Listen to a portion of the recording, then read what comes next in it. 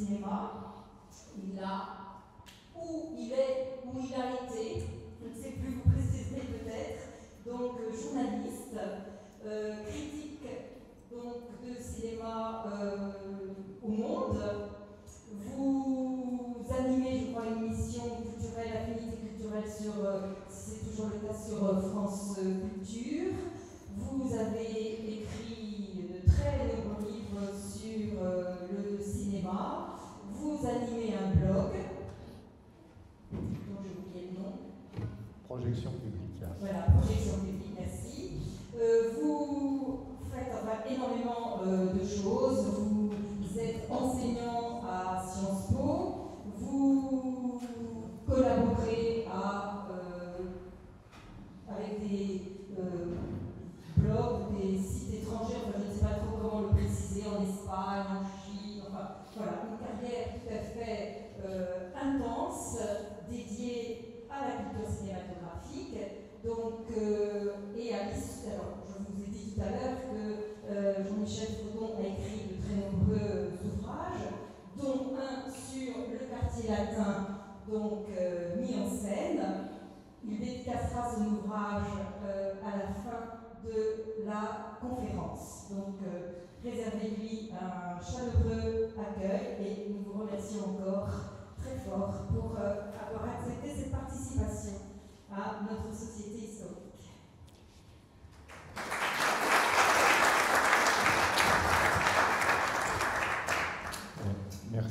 Merci beaucoup à vous de votre invitation et merci à vous toutes et à vous tous de votre présence.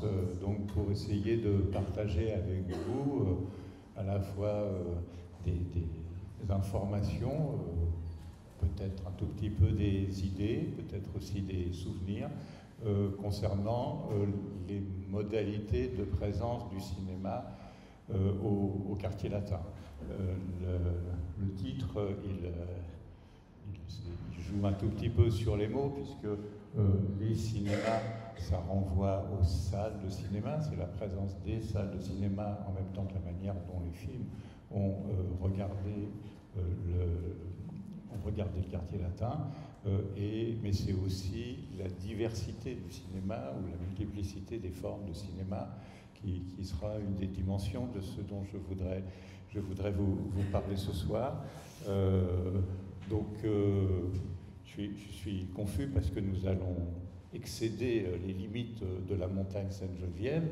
Nous allons même excéder celles du 5e arrondissement, le quartier latin, dont il est question, et celui qui fait sens, je dirais, par rapport à la question du cinéma. C'est un périmètre plus vaste qui va de la Seine au Jardin du Luxembourg et de Saint-Germain-des-Prés au Jardin des Plantes, pour dessiner à peu près la surface, ce que nous appelons le quartier latin, qui est comme les historiens qui sont des vrais historiens, pas comme moi, qui sont dans la salle aujourd'hui le savent, qui est une notion qui existe, qui a une... Plus fort ? Le quartier latin, comme ça, c'est mieux ?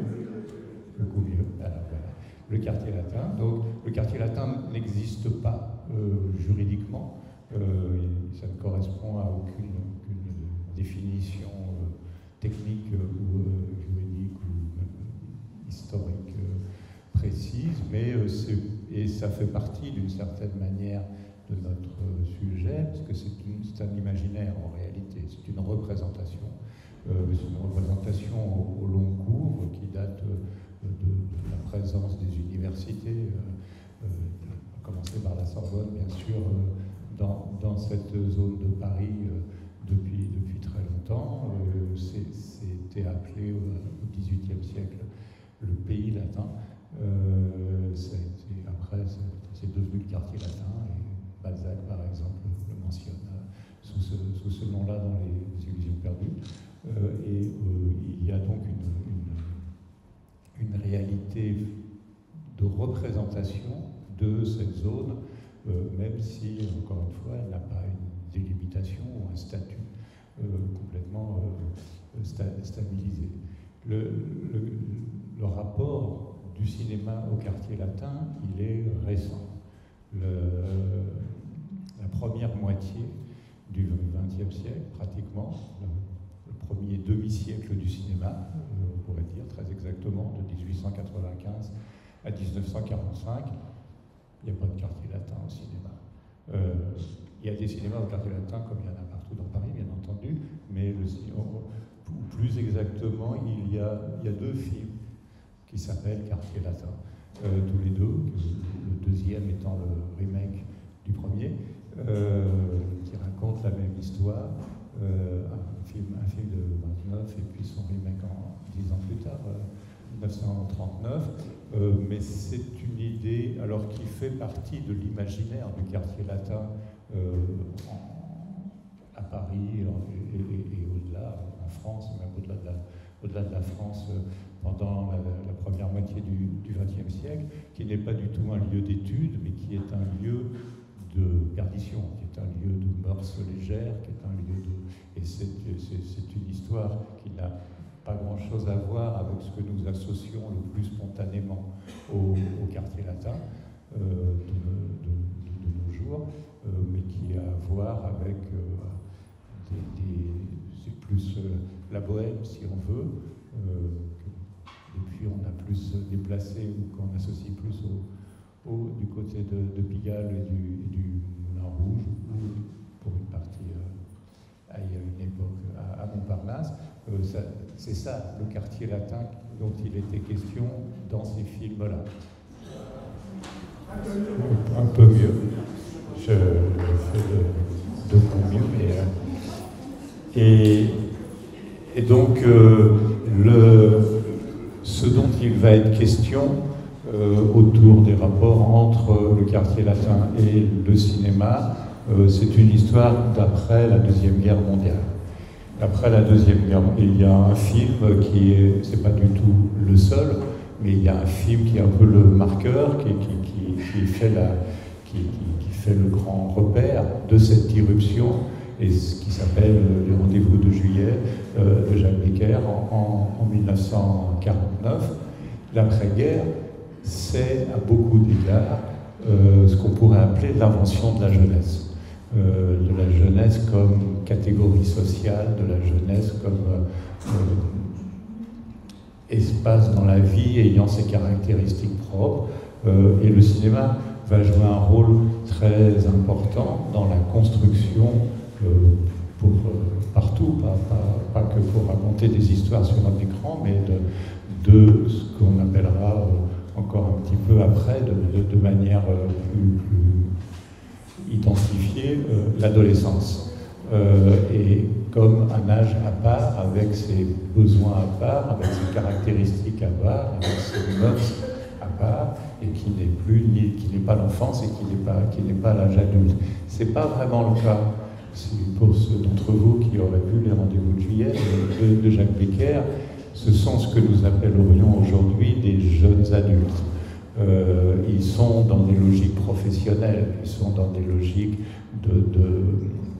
d'entrée dans la vie active, ils sont dans des processus qui ne sont pas ce que nous avons depuis, progressivement, dans les années 50 et 60, appris à considérer comme l'adolescence, c'est-à-dire des gens, des humains, qui se définissent eux-mêmes, qui s'affirment à la fois comme n'étant plus des enfants et comme ne voulant surtout pas se plier aux caractéristiques de ce qui définit la vie adulte. Et comme nous savons tous, c'est un immense ensemble de pratiques qui sont aussi très clairement, et ça fait partie de l'importance de ce phénomène, un immense marché. C'est le plus grand marché commercial du monde, c'est l'adolescence, c'est pas autour de l'adolescence que se construit la vente du plus grand nombre d'objets, le plus gros chiffre d'affaires. Et donc ça c'est évidemment accompagné tout des processus sociaux massifs, et le cinéma a joué un rôle très très important dans cette histoire. Citer que deux exemples. Le film qui, le premier, lui, considère un personnage, une héroïne en l'occurrence, comme une adolescente dans cette phase intermédiaire. C'est pas un film français, c'est un film suédois, c'est Monica d'Ingmar Bergman en 1953. Et puis un film qui en France va afficher cette sorte d'explosion de liberté des mœurs qui est associée à ce moment de la vie et qui est Dieu créa la femme de Vadim avec Brigitte Bardot en 1956. Et donc, mais je reviens au rendez-vous de juillet, puisque les rendez-vous de juillet, alors, est un portrait assez complet, partiel, ça sera toujours partiel, mais quand même assez complet de mode de vie, de mode d'existence dans cet environnement très particulier qui se met en place dans cette période de l'après-guerre. Ça vient en réalité, comme on le sait, en partie de choses qui avaient lieu sous l'occupation, avec ce qu'on appelait les Azous, mais il n'y a pas de film de ça.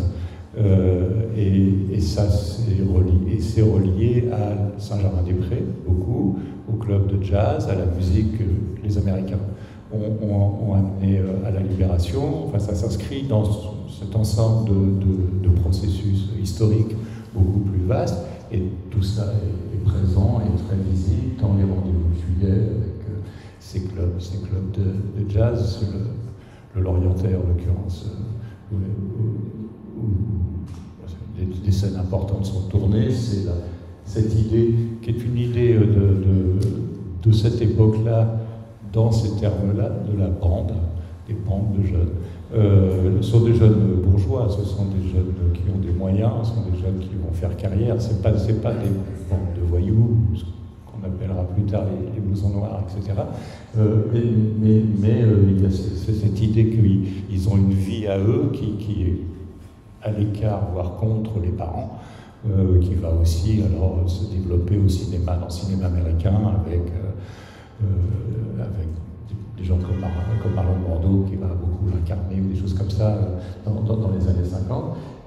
En tout cas, le quartier latin et l'environnement qui, au cinéma, ça ne veut pas forcément dire que c'est vrai dans la société française ou que ça ne se produit pas ailleurs, mais ça passe par cet endroit-là comme l'imagerie qui se construit de cet endroit avec des mœurs transgressives, avec des relations entre les garçons et les filles qui sortent des rails institués, etc., et qui font la vie qui font tout ce processus-là.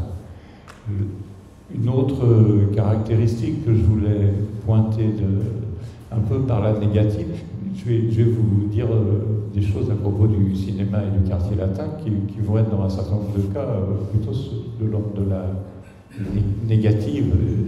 Il y a des choses qui auraient dû se passer avec le cinéma au quartier latin qui ne sont pas arrivées. Des choses qui est très peu arrivées, c'est, alors que ça aurait été logique, c'est le lien de ce quartier avec les avant-gardes artistiques. Le quartier latin est évidemment un berceau central. Les films, exemplairement les films surréalistes, ne concernent pas le quartier latin et n'en montrent rien.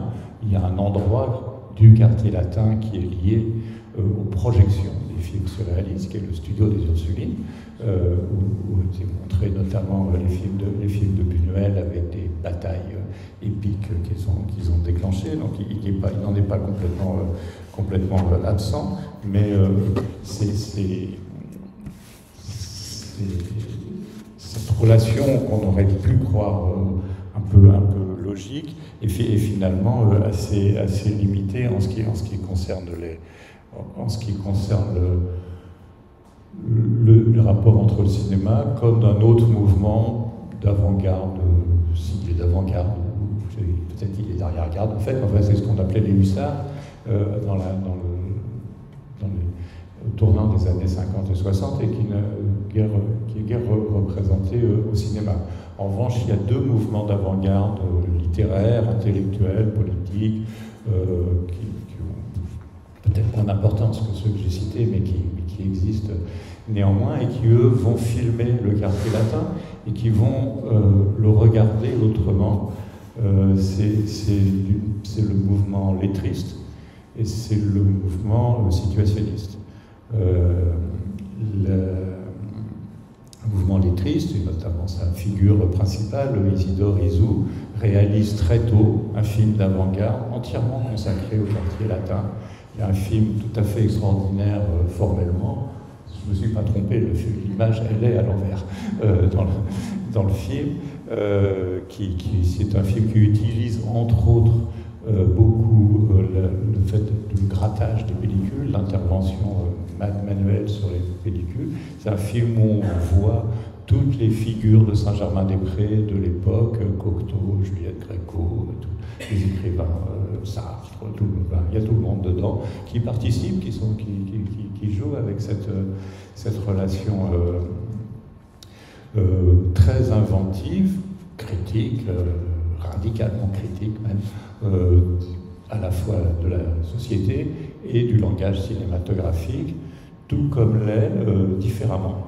Ce que fait Guy Debord très tôt, à partir de son deuxième film, le premier film de Guy Debord, il n'y a pas d'image, il est tout noir, donc ça résout la question, mais qui s'appelle Hurlement en faveur de Sade.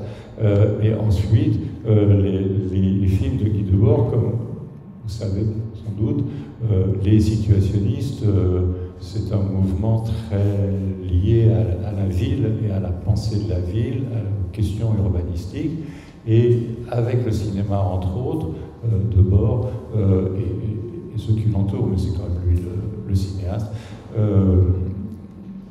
notamment dans ce film qui est un court-métrage sur le passage de quelques personnes à travers une courte unité de temps, cartographie et discute de manière très fine ce que c'est que ce quartier, ces rues, qui est-ce qui y est dans les rues et qui est-ce qui est dans les étages, dans les immeubles, qui ne sont pas du tout les mêmes gens, les rapports de classe, les rapports financiers, les rapports de fascination, les héritages imaginaires et matériels qui s'y rattachent. C'est une étude très réfléchie, documentée aussi ici, beaucoup de statistiques, etc. Enfin, c'est un travail poétique, extrêmement poétique, mais aussi de recherche, on pourrait dire, sur le quartier latin, à peu près sans exemple par qui que ce soit d'autre ailleurs. À ce moment-là, c'est très tôt. Le cinéma va être mobilisé pour de la réflexion sur la ville. Les situationnistes étaient proches de cet urbaniste important qui s'appelle Henri Lefebvre, et ils vont travailler avec d'autres moyens à partir des travaux de Lefebvre. Et ensuite, il y aura une vaste réflexion sur les questions d'urbanisme, notamment quand va se développer toute la politique des grands travaux des Trente Glorieuses, de la construction des grands ensembles, etc. Mais à ce moment-là, c'est tout à fait nouveau, et ça, c'est une présence, c'est un usage, on pourrait dire, de recherche avec un objectif politique, critique, très, très fort, qui existe dans ce tout petit corpus de films. On parle de très peu de films et qui ont été très peu vus. Donc là, je trouve que ça vaut la peine d'en parler. Et puis c'est des films vraiment intéressants à voir ou à revoir. Ils sont disponibles aujourd'hui, c'est édité en coffret DVD, les œuvres complètes de Guy Debord, les œuvres complètes cinéma. Donc il y a accès à ces œuvres-là, mais ça n'a pas une visibilité dans la société de l'époque du tout. Donc il ne faut pas non plus mal mesurer ce que ça a pu représenter. Ce qui a une grande visibilité dans la société de l'époque et qu'on attendrait massivement au quartier latin, c'est ce qui commence juste en même temps, ou juste ensuite, à la toute fin des années 50 et au début des années 60. Et ça, c'est la nouvelle vague. En fait, la nouvelle vague ne va pas être tellement, va pas faire grand-chose avec ou sur le quartier latin. Comme vous savez peut-être, il y a plusieurs sens au mot nouvelle vague. Il y a plein de sens en fait au mot nouvelle vague. Il y a un sens un peu sociologique qui désigne toute une génération de très jeunes réalisateurs qui commencent à faire des films dans cette période-là. Il y a à peu près 400 jeunes réalisateurs qui tournent leur premier film entre 1959 et 1962. Ça n'a jamais eu lieu avant et ça n'a jamais eu lieu après. C'est une sorte Donc c'est une vague, effectivement, quantitative, qui décrit des choses, qui a un sens, qui a une inscription dans une histoire de la société, de l'évolution de la société française, du rapport au cinéma et aussi de l'organisation professionnelle du cinéma. C'était interdit, c'était impossible de faire un premier film jeune. La réglementation professionnelle obligeait à faire des parcours longs avant de pouvoir devenir réalisateur. Et donc on était plus jeune quand on devenait réalisateur. Là, c'est pas... Là, c'est ce moment de bascule dans ce qui compte du point de vue artistique et qui va marquer sur la durée longue le phénomène de la nouvelle vague. Et ça tourne autour d'un groupe de cinéastes qui, à son tour, peut se séparer en deux parties. Il y a les gens qui viennent de la rédaction des Cahiers du cinéma, qui sont 5, Jean-Luc Godard, François Truffaut, Éric Rohmer, Jacques Rivette et Claude Chabrol. Et puis il y a un autre groupe qu'on appelle quelquefois le groupe Rive Gauche, avec Alain Resnais, Agnès Varda, Chris Marker et Jacques Demy. Et puis encore un peu d'autres, mais voilà, ce sont les figures principales. Et ça, c'est la nouvelle vague au sens artistique. Les 400 du début, les 2 tiers ne feront jamais de deuxième film, et dans le tiers restant, l'immense majorité fera des films conventionnels. C'est pas parce qu'ils sont jeunes qu'ils réinventent le cinéma pour autant. Ceux qui sont des vraies forces de proposition artistique sont beaucoup moins nombreux, naturellement, même s'ils n'arrivent à émerger que grâce à cet environnement beaucoup plus massif. Le groupe des 5 des cahiers, les cahiers du cinéma sont liés profondément à la rive droite. Et la grande majorité des films qui se font le retraduisent pour autant qu'ils filment à Paris, ce qui est loin d'être toujours le cas. Ils habitent là, ils ont plus de relations avec ça. Il y a des exceptions dans les films. L'exception majeure, je reviendrai un peu plus tard, c'est Éric Rohmer. Éric Rohmer va beaucoup filmer Rive Gauche. Éric Rohmer aura habité les 70 dernières années de sa vie juste à côté. Je ne sais plus comment ça s'appelle, cette rue qui a des petites marches, la rue qui part de la rue Saint-Jacques.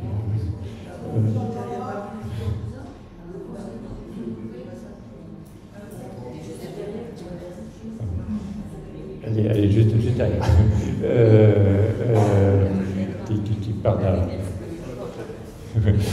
voilà, il habitait là et il était lié au quartier latin dans son quotidien, et ça se voit dès son premier long métrage qui s'appelle Le Cycle du Lion et qui circule beaucoup dans le quartier latin, plutôt depuis Saint-Germain-des-Prés, mais qui va ensuite traverser la Seine et aller jusqu'à la porte de Saint-Cloud.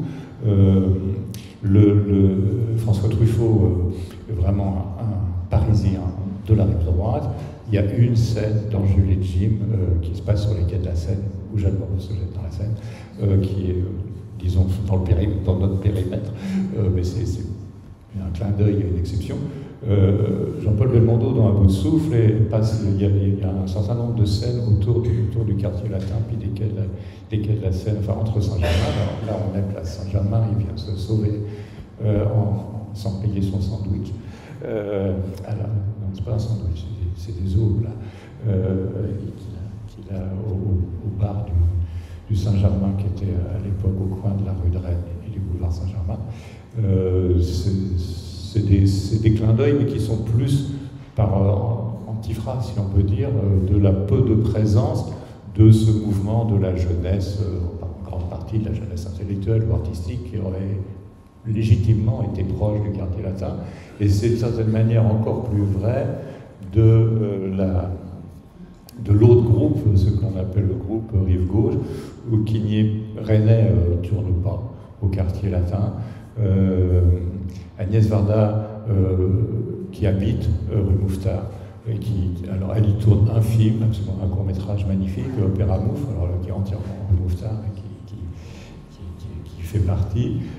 Chris Marker, qui habite aussi à l'époque au quartier latin, fera dans La Jetée, et dans La Jetée il y a un très grand ensemble de visions. La Jetée, vous savez, peut-être, c'est ce film de science-fiction en noir et blanc et fait uniquement avec des photos, sauf une seconde en mouvement, mais qui sont pris. Donc il y a beaucoup de scènes qui se passent au Jardin des Plantes, qui fait partie du quartier latin, et puis qui est un peu en marge, mais qui est en proximité, disons, avec le mouvement de la Nouvelle Vague, ce film très étonnant qui s'appelle Chronique d'un été, que Jean Rouge tourne avec Carborin, et qui commence là, puisque c'est une enquête dans Paris où ils vont aller interroger les gens sur leur idée du bonheur.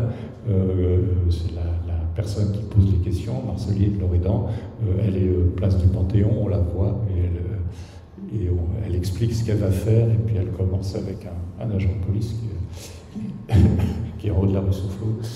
Et donc ça commence comme ça. Mais donc on est encore avec plutôt pas grand-chose, on va dire, du quartier latin, alors que la ville intéresse ces gens-là énormément, qu'ils la filment beaucoup. Par exemple, un film comme Cléo de 5 à 7, qui est une formidable traversée de Paris et visite de Paris d'Agnès Varda, et qui elle-même y habite, et ben on le voit à peine.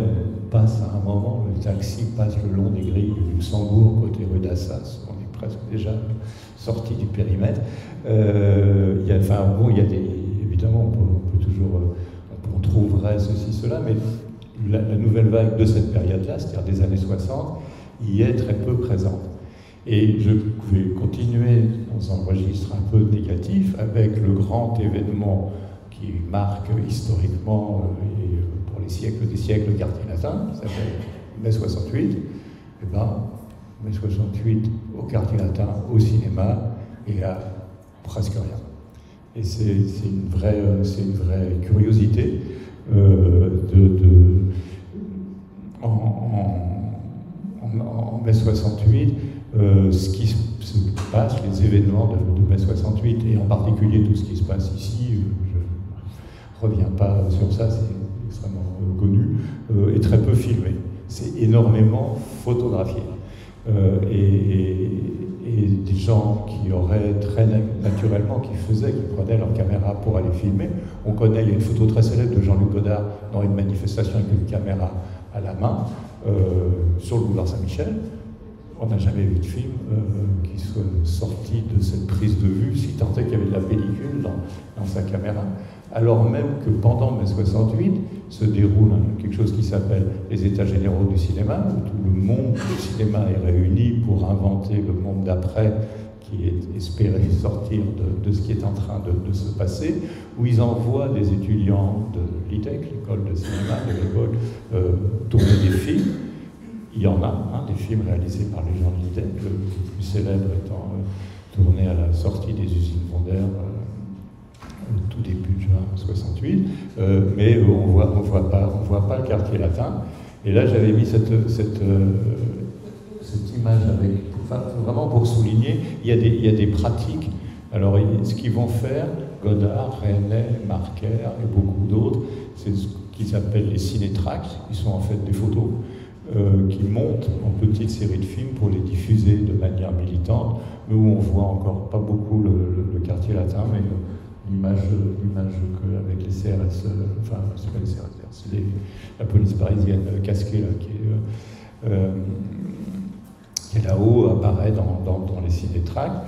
Et il y a un film très intéressant qui évoque cette période-là, mais qui est un film beaucoup plus récent, et donc qui est qui est le film de Mariana Otero, qui s'appelle Histoire d'un regard, qui est donc sur Gilles Caron, le photographe qui a photographié beaucoup mai 68, et notamment la photo très célèbre de Cohn-Bendit qui arrive face à Cérès. C'est une manière pour le cinéma de raconter que la photo a fait ce geste-là. C'est une question, moi je n'ai pas la réponse, c'est pourquoi. En fait, il y a eu quelques films, ils sont très très peu vus, très peu connus, ils sont oubliés. Je peux dire les titres. Il y a un film qui s'appelle Paris mai 68, il y a un film qui s'appelle Le droit à la parole, il y a un film qui s'appelait Panneau ne passera pas. On voyait des choses et personne n'a vu ces films-là. Le premier film qui va réunir des choses, puisqu'évidemment, il y a toujours des gens qui tournent quelque part, qui va réunir un peu des archives, n'existera que 10 ans plus tard. Il s'appelle Grand soir et petit matin de William Klein. Et puis après, il y aura encore, le film de Romain Goupil, il a 30 ans, on voit un peu, c'est pas tant que ça sort, mais 68 en réalité, c'est plus sur les suites, mais on voit un peu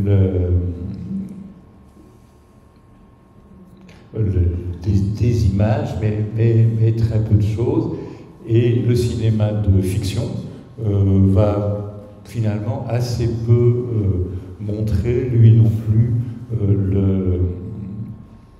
mai 68 au quartier latin. Et c'est un avis qui n'engage que moi, va très mal le montrer.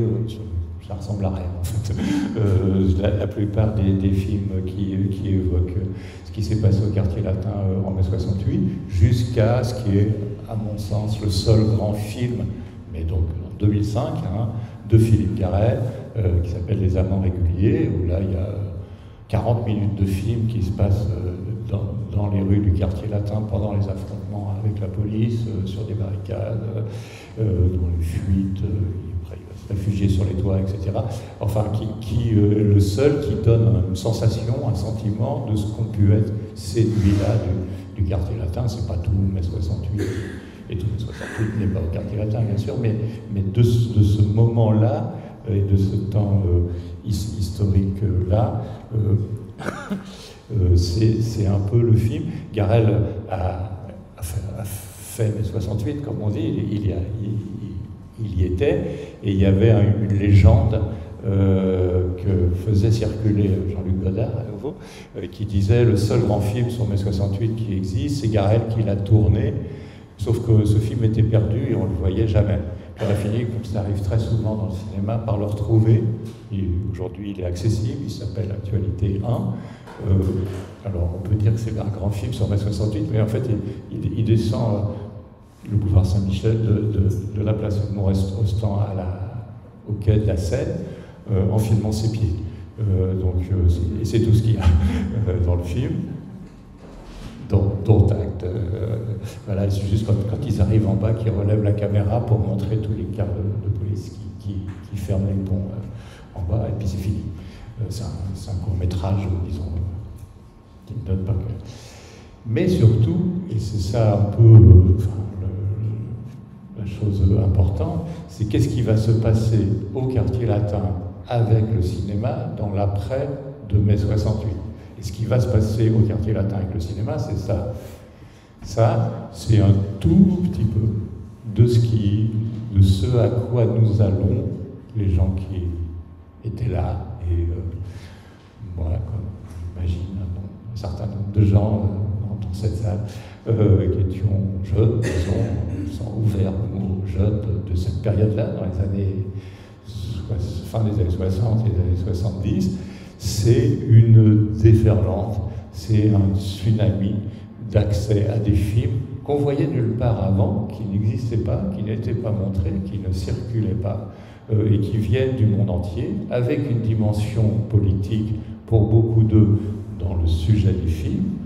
Il y a un certain nombre de films qui ont des sujets explicitement politiques, et une dimension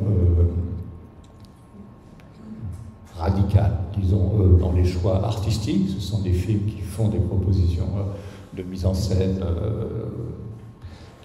qui rompent avec les règles dominantes de la mise en scène, et avec une diversité d'origines géographiques auxquelles c'était pas dans les salles. Avant, on voyait des films français, on voyait des films américains, on voyait des films italiens, on voyait des films soviétiques, et puis ponctuellement ceci, cela, un film ou l'autre. Je ne vais pas dire que ça n'existe pas. Ce qui existe au quartier latin à partir des 1900, on peut dire dès 1969, devient une offre cinématographique qui correspond. Il y a eu la nouvelle vague française, mais il y a eu des nouvelles vagues dans le monde entier, y compris certaines qui avaient commencé avant les Français, mais qui ont voulu s'appeler nouvelle vague comme les Français, parce que le mot nouvelle vague est devenu une sorte de bannière mondiale. Et donc, les Brésiliens inventent ce qui s'appelle chez eux cinéma nouveau avant les 400 coups et à bout de souffle, mais ils disent c'est nous la nouvelle vague brésilienne. Les Anglais, dans certaines mesures, les Américains aussi, les Japonais commencent sans avoir entendu les Français, mais tout le monde va se référer. Cette efflorescence artistico-politique, tout ça est lié à des mouvements de société, de tout ce qui se passe dans le monde dans les années 60. Hein. On sait bien que mai 68 en France, c'est aussi une composante de tout un tas d'événements qui ont eu lieu dans le monde entier sous des formes différentes, y compris dans la partie du bloc de l'Est. Il y a énormément de mouvements sous des formes différentes qui contestent l'état du monde et les mouvements des décolonisations, les transformations massives qui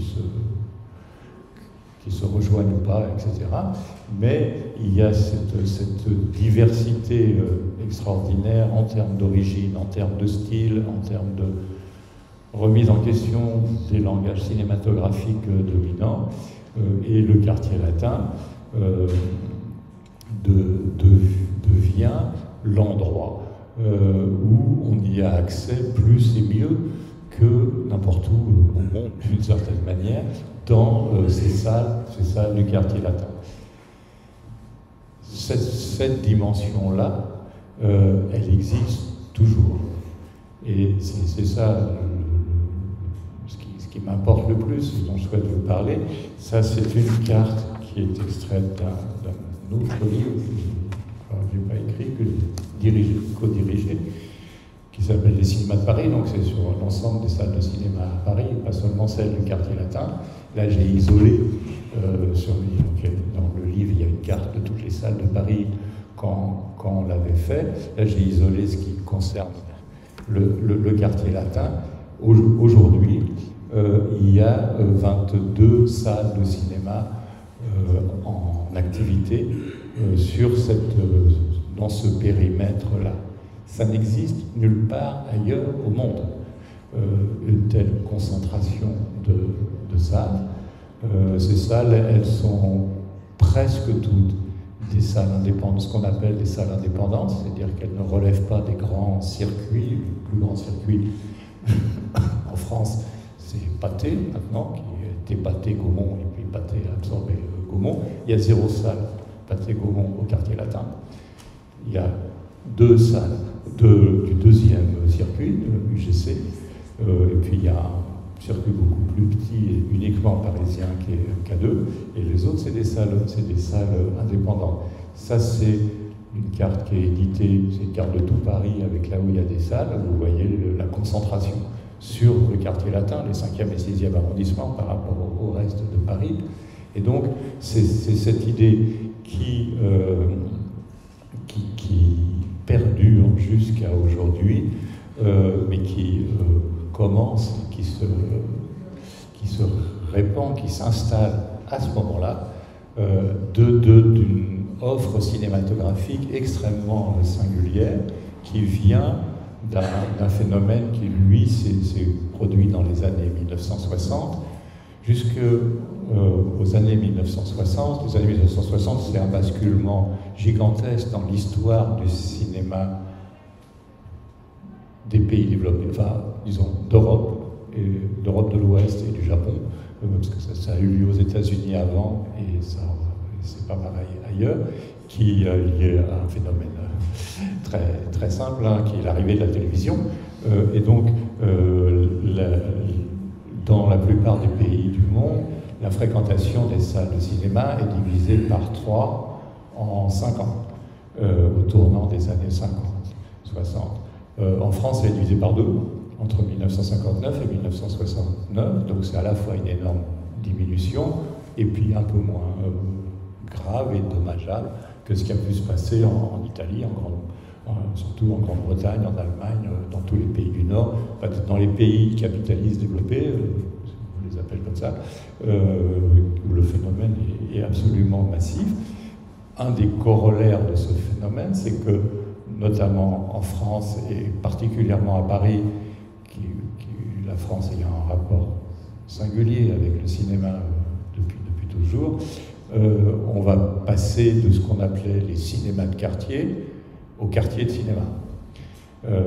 Il y avait des cinémas partout qui étaient en relation avec la fréquentation de masse de tout le monde. Tout le monde allait au cinéma. L'arrivée de la télévision va faire disparaître des cinémas de quartier en très grand nombre, mais va faire émerger on dirait aujourd'hui en sabir, des clusters de salles de cinéma.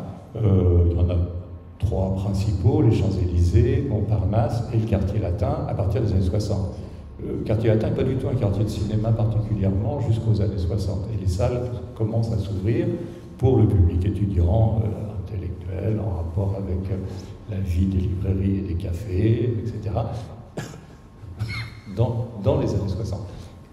Et c'est l'existence de ces infrastructures, plus les mouvements de société beaucoup plus généraux qui se sont cristallisés de manière particulièrement intense pendant le mois de mai 1968, qui vont engendrer ce rapport au cinéma, qui est un rapport de pratique intense et d'attente, qui associe le fait d'aller au cinéma avec des engagements politiques, avec des idées sur le monde, sur la société, sur d'autres façons de voyager, d'aller voir d'autres parties du monde, les imaginaires qu'on peut appeler tiers-mondistes ou anti-impérialistes, qui sont très, très actifs et vivants dans cette période-là, et la rencontre avec des cultures différentes, des sociétés différentes grâce au cinéma, puisque c'est une des grandes puissances du cinéma.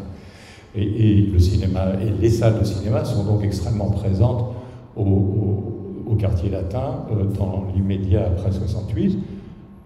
Il en a disparu beaucoup.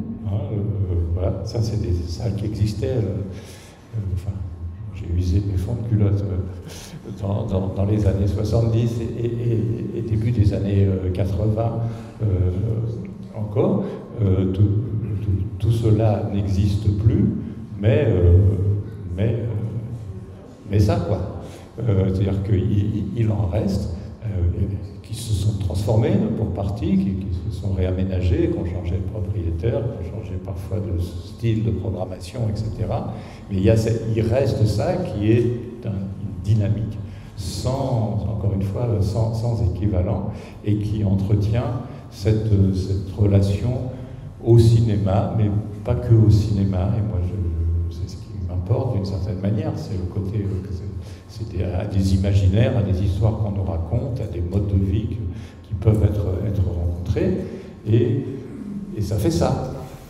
Ça, je l'ai fait cet après-midi sur les sites internet de seulement 6 de ces salles de cinéma du quartier latin. J'ai cru au milieu, c'est ce qui passe en ce moment, et c'est une partie de ce qui passe en ce moment dans ces salles-là.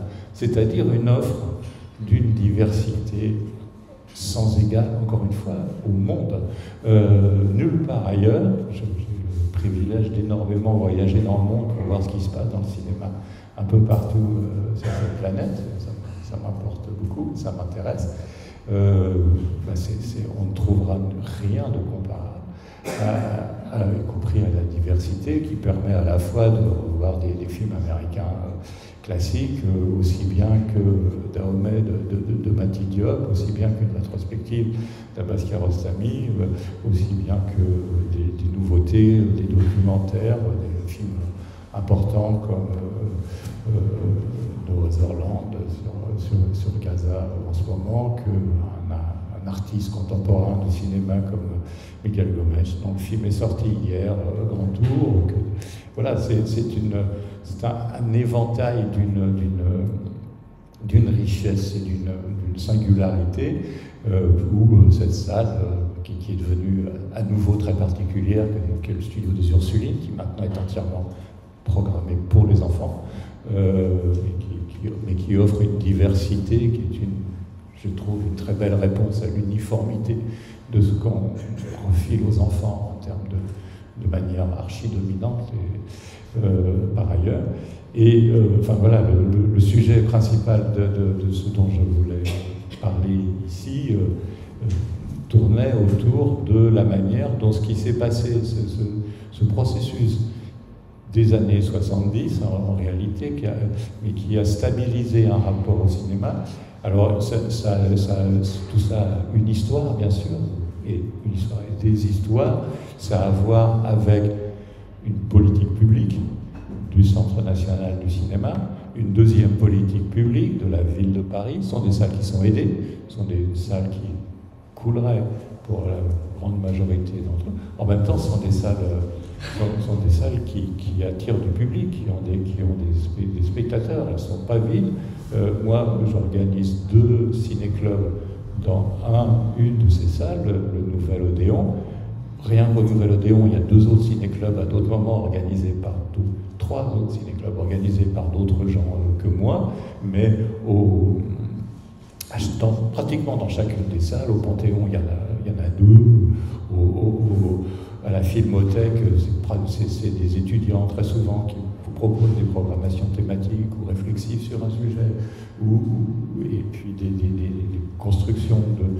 Et ça veut dire une chose en plus, ça veut dire qu'on y va pour regarder des films, bien sûr, mais on y va pour en parler, pour s'en parler, pour discuter, pour partager un peu plus que l'expérience. L'expérience de la salle de cinéma, elle est collective, même si on ne dit rien, on ressort juste quand la lumière se rallume, mais l'expérience du ciné-club, évidemment, déploie très largement la dimension collective. À partir du moment où il y a des échanges avec des invités, nous sommes des centaines à aller, je dirais au moins une fois par quinzaine, disons, quelque part présenter un film, l'accompagner, en discuter. Les gens qui, d'une manière ou d'une autre, c'est des critiques, c'est des historiens, c'est des gens qui font des films, c'est des gens qui... C'est un tissu qui garde actif. J'étais à l'invitation de la Filmothèque pour présenter un film d'Abbas Kiarostami lundi soir, dans la salle, c'était plein, la salle d'à côté qui montrait un film, franchement, pas grand public, d'Alexandre Sokourov était pleine aussi. La salle en dessous, le Reflet Médicis, était montré un film de Miklos Jancho qui n'a plus la reconnaissance, hélas, qu'il méritait, était pleine aussi, puisque j'avais un ami qui y était et qui m'a dit comment c'était. Il y avait une sorte d'émeute de jeunes gens devant le Champeau, en tout ça, il y avait Champollion, de jeunes gens qui allaient voir des classiques américains en même temps. Donc c'est absolument pas, c'est pas une perfusion qui maintient des moribonds en vie, c'est un accompagnement nécessaire de politique publique et d'organisation entre elles de ces salles. La carte que j'ai montrée, elle est éditée par un organisme qui s'appelle le CIP, Cinéma Indépendant Parisien, qui les réunit tous. C'est pas limité au quartier latin, mais c'est évidemment très, très massivement représenté dans cette zone-là. La directrice du Grand Action, qui en a été longtemps je crois peut-être toujours la présidente, etc. Donc c'est de dire que c'est une vie active, dynamique, qui fait vivre des choses que je trouve assez exceptionnelles.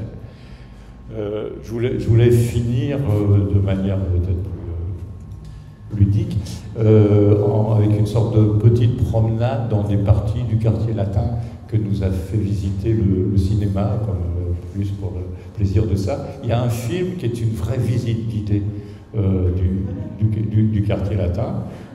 C'est Le Feu Follet de Louis Malle en 1963.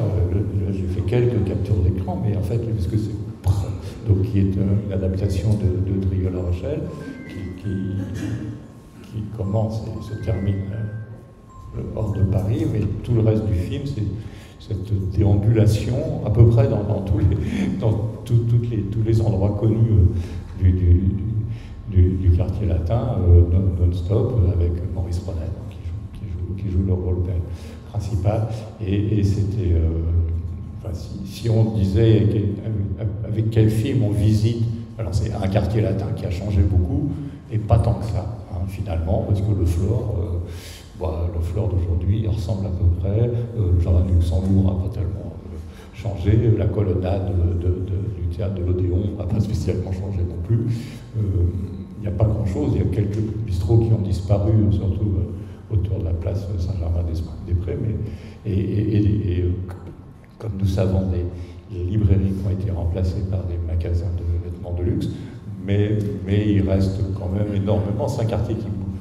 Paris bouge très peu, et le quartier latin peut-être encore moins que le reste. Dans les lieux extrêmement filmés, là j'ai mis juste 3, plus des clins d'œil parce qu'il y a des staffs, mais qui apparaissent beaucoup. Il y a la Sorbonne, bien sûr, qui apparaît à plein de titres, plus l'état de l'université française étant ce qu'elle est aujourd'hui. La Sorbonne, elle apparaît aussi dans des films où on ne sait pas que c'est la Sorbonne, c'est-à-dire qu'ils louent les bâtiments pour y filmer des choses supposées se passer ailleurs.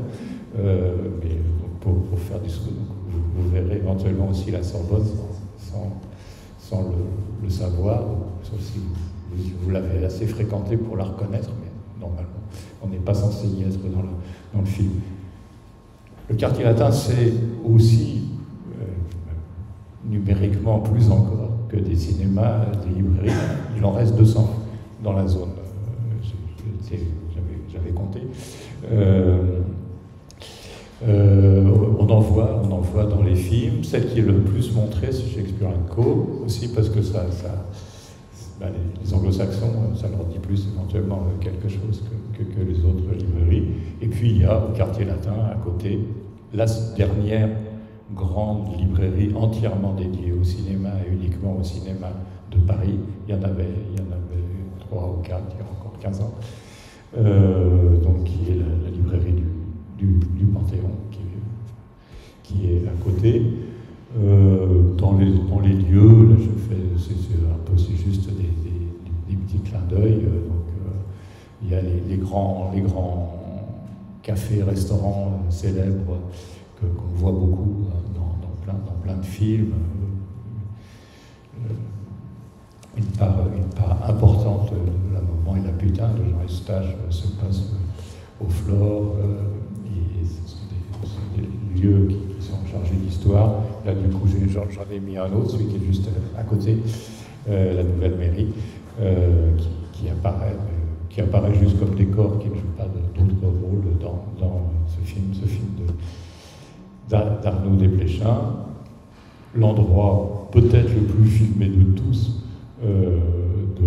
du quartier latin, pour des raisons qu'on comprend bien, et parce qu'il s'y passe beaucoup de choses, c'est le jardin du Luxembourg, où là on retrouve Éric Rohmer, que je voulais citer une nouvelle fois, parce que là on a deux films différents de Rohmer, La carrière de Suzanne et Les Rendez-vous de Paris, qui sont avec des scènes citées là.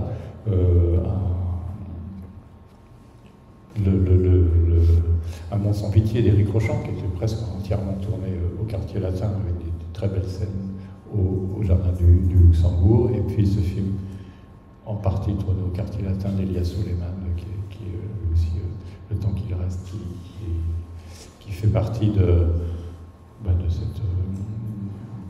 regards. C'est important aussi qu'il y ait des regards étrangers, des regards venus d'ailleurs, qui regardent nos paysages et qui nous montrent éventuellement différemment, et c'est vraiment le cas de ce film-là sur Paris en général, pas seulement sur le quartier latin, mais notamment au quartier latin. Une curiosité, il y a beaucoup de choses tournées ponctuellement au Jardin des Plantes. Il y a un cinéaste qui a fait 2 films entiers au Jardin des Plantes, avec des animaux dans les 2 cas, mais complètement différents, au Muséum d'Histoire Naturelle pour un animal des animaux, et puis ce film absolument magnifique que j'adore personnellement, qui s'appelle Nénette et qui est donc consacré à Nénette. C'est elle, Nénette. La orang-outang du Jardin des Plantes, qui est une ancêtre, elle est toujours là, et qui est autour de ce qui se passe autour d'elle, qui est une très très belle proposition de cinéma de Nicolas Philibert. Et pour finir, ici, devant sur la place Sainte-Geneviève, ici, avec un célèbre accident de voiture dans le Cornio, et puis dans la bibliothèque Sainte-Geneviève, qui est un décor de nombreux films, et qui était particulièrement bien filmé et mis en valeur dans Hugo Cabret de Martin Scorsese, y compris avec beaucoup d'effets spéciaux, mais finalement retrouver aussi beaucoup de choses justes ou bien vues de lieux parisiens à travers cette évocation poétique de Georges Méliès. Voilà, c'était ce que j'avais partagé avec vous, mais si vous avez des commentaires ou des questions, des réactions, je serais heureux de les entendre.